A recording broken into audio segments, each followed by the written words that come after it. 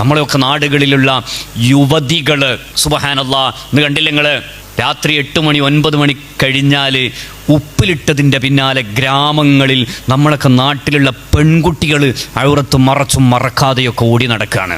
രാത്രി 12 മണി 1 മണി വരെ. ഒരു നോമ്പിൻ്റെ പേരിൽ ഉണ്ടാകുന്ന ധൂർത്തും ദുരാചാരങ്ങളും തോന്നിവാസങ്ങളും എത്രയാണ്, പറയാതെ വയ്യ ഇത്.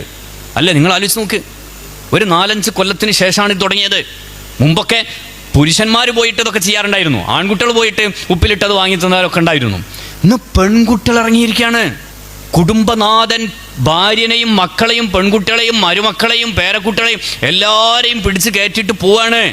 ഇനി ഏതെങ്കിലും ഒരു ബ്ലോഗർ ചെന്നിട്ട് അവിടെ ചെന്നിട്ട് എൻ്റെ ചങ്കളെ കിടുക്കാച്ചിയാണ്, ഒരു രക്ഷയില്ല, ഇത് ഞെട്ടിക്കലാണ് എന്ന് പറഞ്ഞാൽ നമ്മളൊക്കെ ഞെട്ടിയിട്ട് മണ്ടുകയാണ് ഇതിൻ്റെ പിന്നാലെ. അതവരുടെ മഈശത്താണ്, അള്ളാഹു അവർക്ക് ബറക്കത്ത് ചെയ്യട്ടെ. പക്ഷേ നമ്മളെ ആത്മാവും നമ്മളെ ആരോഗ്യവും സംരക്ഷിക്കേണ്ടത് നമ്മളെ ബാധ്യതയാണ്.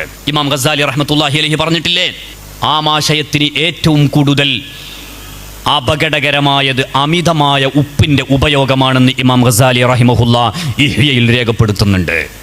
നമ്മളൊരു നോമ്പിൻ്റെ പേരിൽ നമ്മളെ ആരോഗ്യം കൊണ്ട് നശിപ്പിക്കുകയാണ് നമ്മൾ. ഞാൻ സന്ദർഭോചിതമായി സൂചിപ്പിച്ചു എന്നു മാത്രം.